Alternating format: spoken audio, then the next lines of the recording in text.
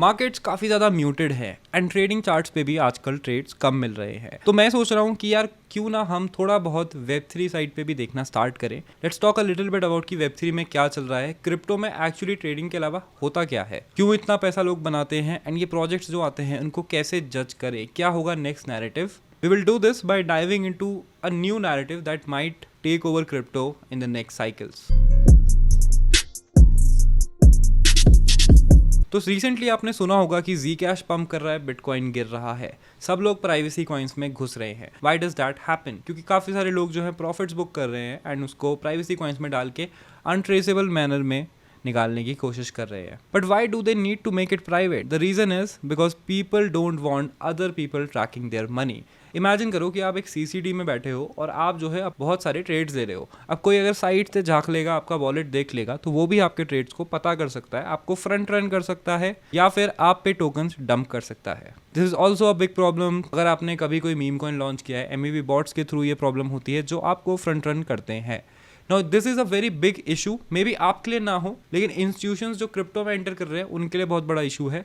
क्यों है ये इशू? बिकॉज वो नहीं चाहते हैं कि भाई उनका ट्रेड लॉजिक, उनका बिजनेस लॉजिक कोई देखे, उनको फ्रंट रन करे या फिर ये जो है पब्लिकली एक्सपोज हो जाए, which is a big issue. जब आर्कामेंटल टाइप की एप्स आई थी जो कि वीसीज बड़े बड़े फंड्स के वॉलेट्स को ट्रैक कर रहा था, वहाँ पे भी ये इशू आया था, काफ़ी बैकलैश उनको मिला था। And honestly real world big money doesn't want their strategies revealed. यहाँ पे एंटर होते हैं मोनेरो एंड Zcash जैसे privacy coins. Now privacy coins जो है आपका ब्लॉकचेन मूवमेंट हाइड करते हैं, जिसके कारण आपके स्टेप्स को ट्रेस करना मुश्किल है।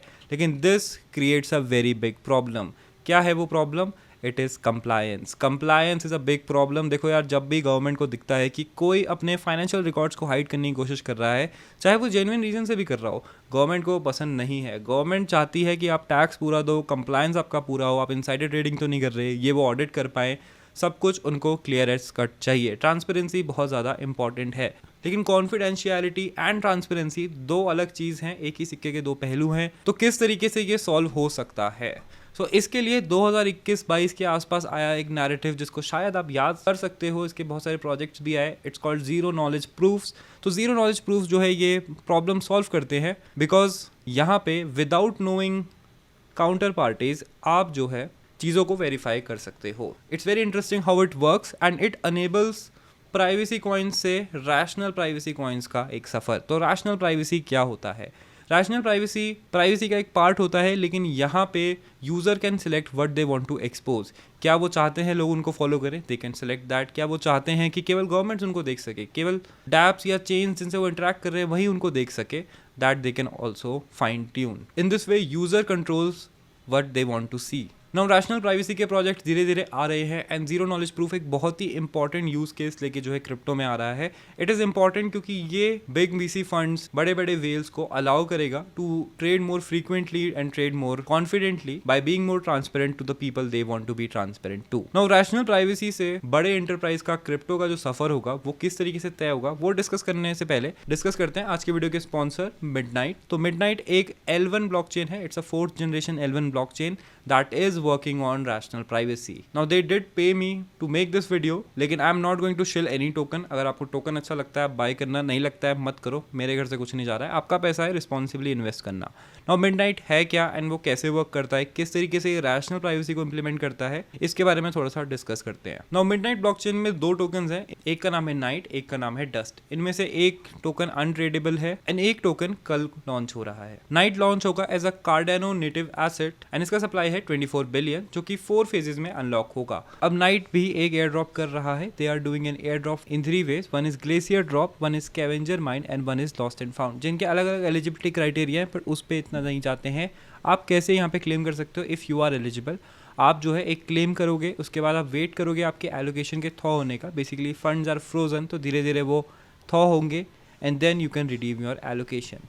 This is how the redemption screen will look. यहाँ पे आपको अपना कार्डानो वॉलेट कनेक्ट करना है and then you can redeem your night tokens and हर थॉइंग प्रोसेस रैंडमली होगी एवरी 90 डेज। मतलब आज से 90 दिन के अंदर कभी भी जो है थॉइंग हो सकती है and once the thawing is done again a 90 day counter starts and फिर से एक रैंडम डे पे थॉइंग होती है, जिसके कारण सप्लाई को फ्रंट रन करना मुश्किल हो जाता है। नाउ नाइट का एक स्पेसिफिक यूज केस है, it's use to generate dust and dust is the token जो कि फीस की तरह यूज होता है मिडनाइट ब्लॉकचेन पे। Dust has no value, dust is not tradeable, but इसका एक स्पेसिफिक यूज केस है।